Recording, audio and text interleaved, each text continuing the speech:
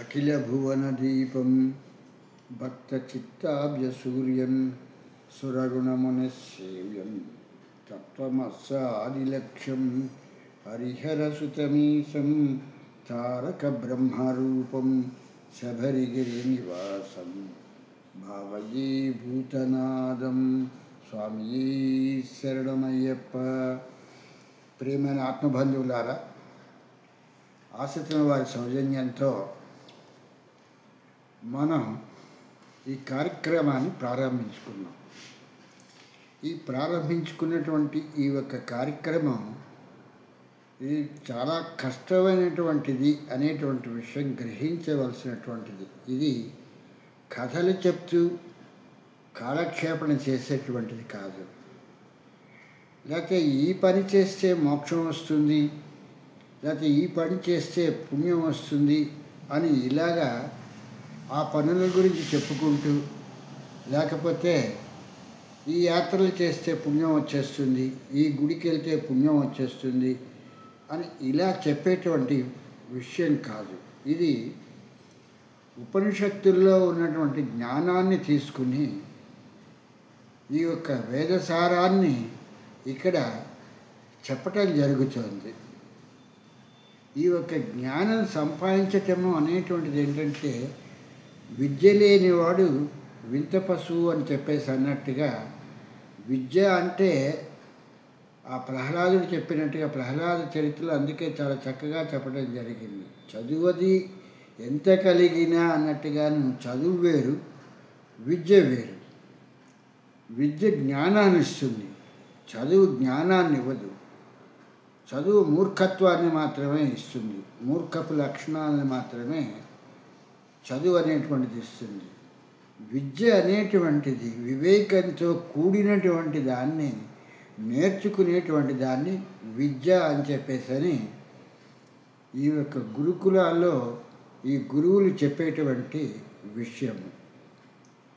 ఒక విషయాన్ని విషయ నిర్ధారణ చేయటానికి ఆ విన్న తర్వాత ఆ విన్న విషయం సరైనది అవునా కాదా అన్నటువంటి విషయాన్ని తెలుసుకోవటానికి తర్కము అనేటువంటి దాంతో దాన్ని వాదించి ఆ వాదనలో ఒక విషయాన్ని ఖచ్చితంగా ఖండితంగా నిర్ణయించేటువంటి దాన్ని, ఆ ఒక్క పటిమని నిర్ణయించేటువంటి దానికి సమాఖ్య అని చెప్పేసి అని చెప్పటం జరుగుతూ ఉంటుంది.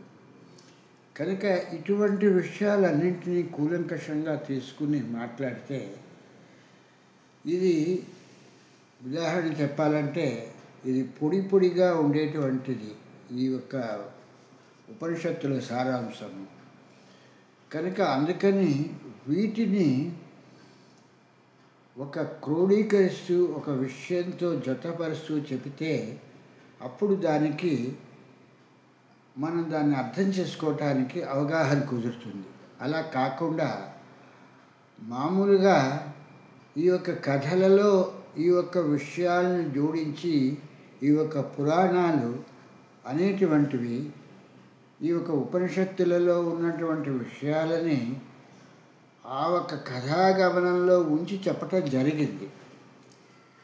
కానీ మనకేంటంటే ఎంతసేపు కూడా ఆ ఒక పురాణాలని కథలుగా తీసుకునే చెప్తున్నారు, కానీ అందులో ఉన్నటువంటి విద్యని మన వాళ్ళు దాన్ని వెలికి తీసి చెప్పటం లేదు. కనుక అందుకని ఇక్కడ ఇటువంటి విషయాల్ని తీసుకుని ఈ యొక్క ఆశ్రిత నిలయాల నుంచి వీటిని విశదీకరించడం జరుగుతుంది. ఉదాహరణకి ఒక వ్యక్తికి తలనొప్పి వచ్చింది. ఒక తలనొప్పికి వేసుకున్నటువంటి మందు వేసుకుంటే ఆ తలనొప్పి తగ్గుతుంది. కానీ అది శాశ్వత పరిష్కారమా? కాదే.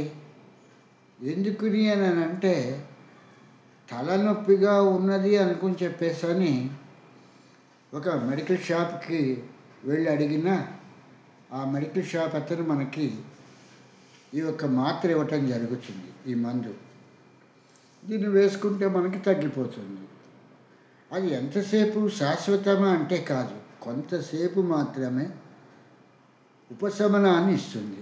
అటు తర్వాత మళ్ళీ ఆ ఒక తలనొప్పి వచ్చినప్పుడు మళ్ళీ ఆ మాత్ర వేస్తే తగ్గచ్చు, తగ్గకపోవచ్చు.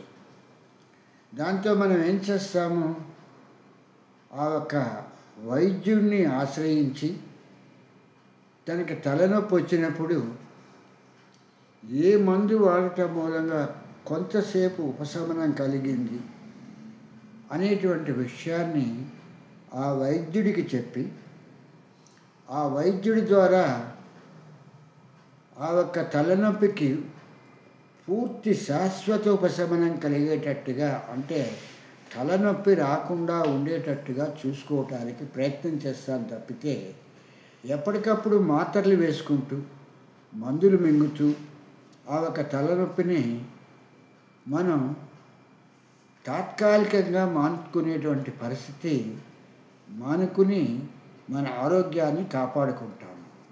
అట్లాగే ఇక్కడ కూడా ఏంటంటే, ఒక కోరిక ఉద్భవిస్తుంది.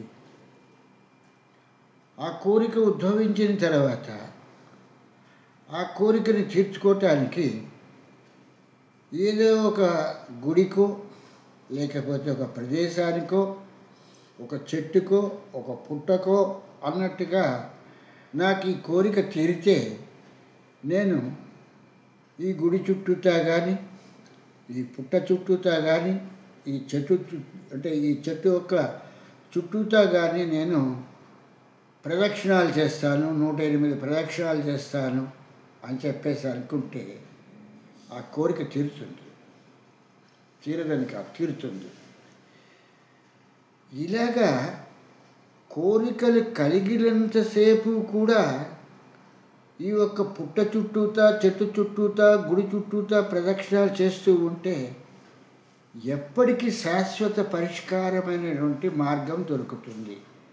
అంటే కోరికలు అనేటువంటివి జనించకుండా ఉండేటువంటి మార్గము ఎక్కడ దొరుకుతుంది అని అంటే, అది ఈ బ్రహ్మ విద్యా సాంప్రదాయం తెలిసినటువంటి గురువులను ఆశ్రయిస్తే వారి ద్వారా మాత్రమే ఈ కోరికలు అనేటువంటి గుర్రాలు తమ ఆధీనంలోకి వచ్చి అవి ఉపశమిస్తాయి అనేటువంటి విషయాన్ని మనం నేర్చుకోవాల్సినటువంటి ముఖ్యమైనటువంటి పరిజ్ఞానం. అది లేకపోతే కోరికల వెంట పరిగెడుతూ ఉన్నంతసేపు కూడా ఈ ప్రదక్షిణాలు చేయటం, ఈ గుళ్ళని దర్శించుకోవటం, ఇది తప్పనిసరిగా ఒక కార్యక్రమం కింద మిగిలిపోతుంది. ఇటువంటి విషయాలది కాకుండా ఒక బ్రహ్మ విద్యా సాంప్రదాయానికి సంబంధించినటువంటి ఒక గురువుని ఆశ్రయించి ఆ గురువు ద్వారా మనం ఉపశమనం కలిగేటువంటి, శాశ్వత ఉపశమనం కలిగేటువంటి మందు వాడితే, డాక్టర్ దగ్గర నుంచి ఎలాగైతే ఆ వైద్యుడి దగ్గర నుంచి ఆ మందు తెచ్చుకుని వాడితే ఎలాగైతే ఉపశమనం వచ్చిందో, అలాగే ఎవరైతే గురువు అనేటువంటి వాడు, గురుతర బాధ్యతలో ఉన్నటువంటి వాడు ఉన్నారో, గురుచరణం సద్గురుచరణం భవహరణం అని చెప్పి ఈ యొక్క పాట పాడతారు.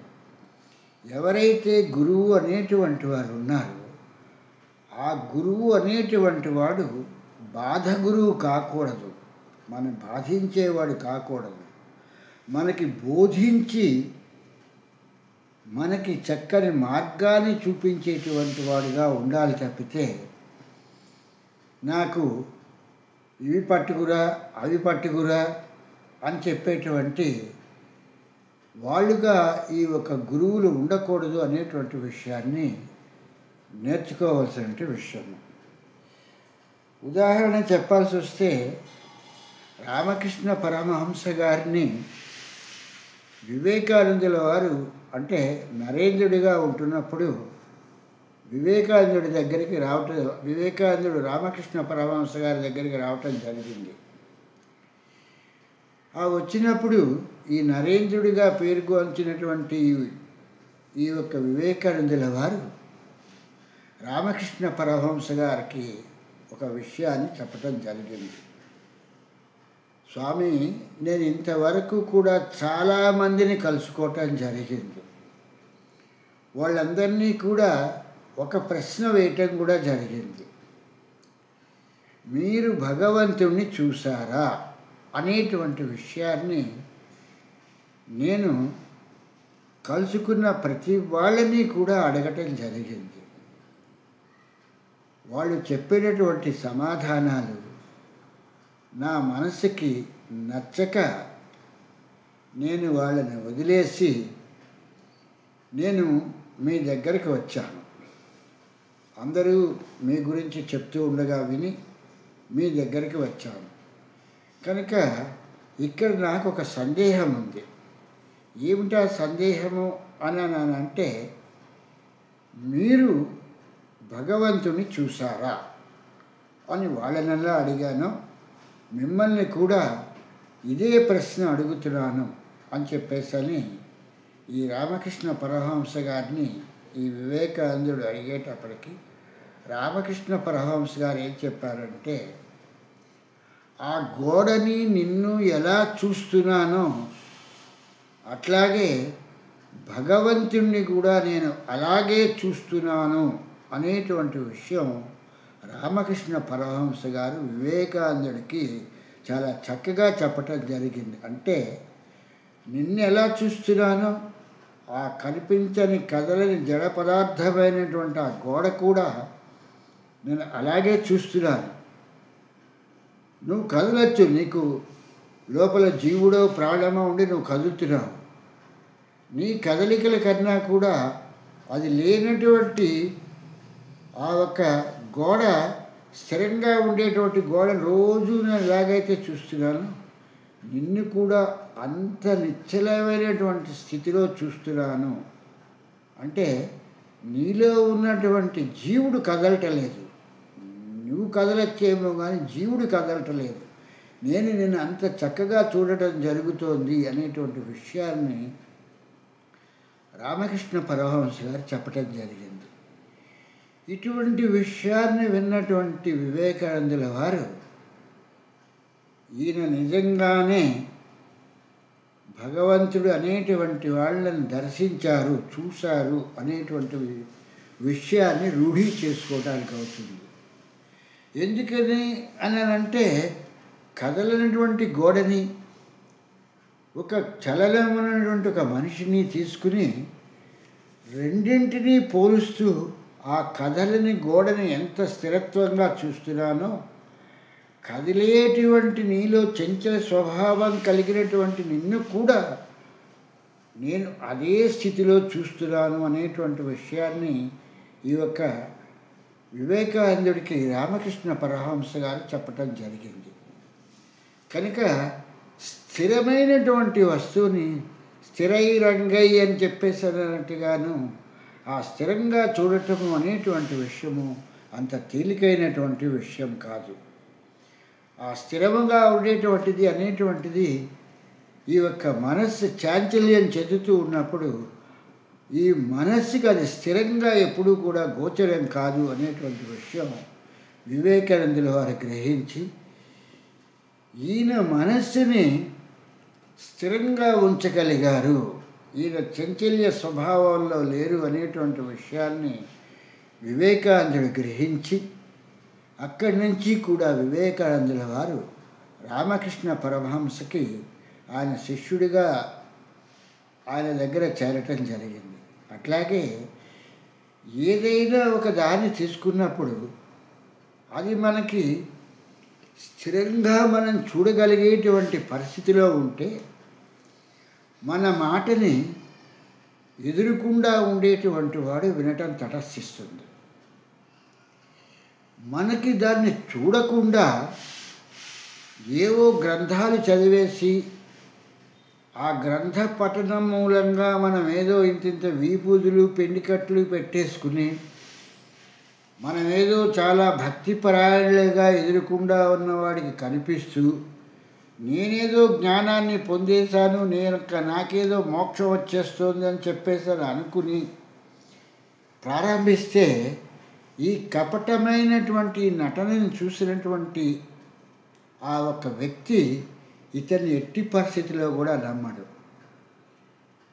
వివేకానందుల వారు రామకృష్ణ పరమహంసని అంత బాగా నమ్మటానికి గల కారణం ఏంటంటే ఆయన ఏ గ్రంథాలు చదవలేదు, ఏ గురువుల్ని ఆశ్రయించి కూడా ఆయన ఈ యొక్క విషయాలను తెలుసుకోవటం కూడా జరగలేదు. ఆయన స్వానుభవంతో మాత్రమే ఇటువంటి విషయాలన్నింటినీ కూడా తెలుసుకోవటం జరిగింది అనేటువంటి విషయాన్ని వివేకానందుడు తెలుసుకోవటం మూలంగా ఆయన చెప్పినటువంటి విషయం గోడకి తనకి కూడా ఏ విధమైనటువంటి తేడా లేకుండా చూస్తున్నాను అనేటువంటి విషయాన్ని రామకృష్ణ పరమహంస గారు చెప్పగానే ఆయన ఎందుకు నమ్మాడు అంటే అంత స్థిరత్వంగా చూడగలిగాను అన్నటువంటి వ్యక్తి చాలా తక్కువగా కనిపిస్తారు. మీరు తల అటు తిప్పుతున్నారండి, లేకపోతే కళ్ళు ఇటు తిప్పుతున్నారండి, చేతులు ఊపుతున్నారండి, లేకపోతే కాళ్ళు ఊపుతున్నారండి అని ఇలా మన కదలికలను చూసి చెప్పేటువంటి వాడికన్నా గోడని ఎలాగైతే కదలకుండా నిశ్చల స్వభావాల్లో చూస్తున్నాడు, నిశ్చలతత్వంలో చూస్తున్నాడు, ఒక జీవం కలిగి ఒక జీవుడితో ఉన్నటువంటి దేహాన్ని కూడా జడత్వంలో అన్నట్టుగా కదలలేనటువంటి స్థితిలో చూసినటువంటి వాళ్ళు చాలా గొప్పవాళ్ళు, మహానుభావులు అనేటువంటి విషయాన్ని ఈ యొక్క వివేకానందుడు గ్రహించడం జరిగింది. అది లేనటువంటి వాళ్ళు ఏంటంటే వాళ్ళ తాలూకు స్టాటస్ను, వాళ్ళ ఉన్నత స్థితులను, వాళ్ళకున్నటువంటి చదువును, వాళ్ళకున్నటువంటి హోదాలను దృష్టిలో పెట్టుకుని వాళ్ళకి ఒక అగ్రనాధిపత్యంగా అన్నట్టుగాను ఒక ఉన్నతమైనటువంటి స్థానాన్ని కల్పించి పీట వేసి వాళ్ళతో కూర్చుని మాట్లాడటం జరుగుతూ ఉంటుంది. అదే మామూలు వాడు ఎంత జ్ఞాని అయి వెళ్ళినా కూడా ఆ జ్ఞానిని గౌరవించి మాట్లాడదాము, ఆ జ్ఞాని చెప్పేటువంటి విషయం ఏమిటి అనేటువంటి దానికి సర్వసాధారణంగా ఈ ఆశ్రమాలు స్థాపించుకున్నటువంటి ఈ గురువులు ఎవరూ కూడా ఇటువంటి దాన్ని కల్పించలేదు అనేటువంటి విషయాన్ని మనం మర్చిపోరానటువంటి విషయం. నేటి వ్యవస్థలో ఉన్నటువంటి ఈ ఆశ్రమాలు, ఈ మఠాలు అన్నీ కూడా వ్యక్తిని, వ్యక్తి యొక్క స్థితిగతులను చూసి మాత్రమే వీళ్ళు పీట వేసి కూర్చోబెట్టి వాళ్ళతో మాట్లాడుతున్నారు తప్పితే ఆ వ్యక్తికి ఏ విధమైనటువంటి హోదా లేకపోతే, ఆ వ్యక్తికి గౌరవం అనేటువంటి శూన్యము అనేటువంటి పరిస్థితిని ఈ యొక్క మఠాలు కానీ ఈ యొక్క పీఠాలు కానీ చెప్తున్నటువంటి ముఖ్యమైనటువంటి విషయం. ఇటువంటి విషయాలేవి కూడా లేకుండా రామకృష్ణ పరమహంస గారు ఒక విద్యార్థి దశలో ఉన్నటువంటి ఈ యొక్క నరేంద్రుడితో ఈయన ఇంత చక్కగా మాట్లాడారు అంటే ఒక తోటకూర మహారాజు వచ్చి మాట్లాడినా, లేకపోతే బ్రాహ్మణ భైరవి మాట్లాడినా ఆయన మాట్లాడేటువంటి మాటల్లో ఏ విధమైన వ్యత్యాసము ఉండేది కాదు. ఆ గోడకి ఎంత విలువ ఉందో, విలువనిచ్చిన ఆ ఒక గోడను చూస్తున్నారో ఇక్కడ కూర్చున్నటువంటి బ్రాహ్మణ భైరవి కానీ, ఈ తోటకూర మహారాజు కానీ, లేకపోతే ఆ ఒక దక్షిణేశ్వర దేవాలయాన్ని నిర్మించినటువంటి ఆ ఒక రాసలీలాదేవితో కానీ ఆయన మాట్లాడేటప్పుడు సమానత్వంగానే మాట్లాడేవారు తప్పితే ఇంకా ఏ విధమైనటువంటి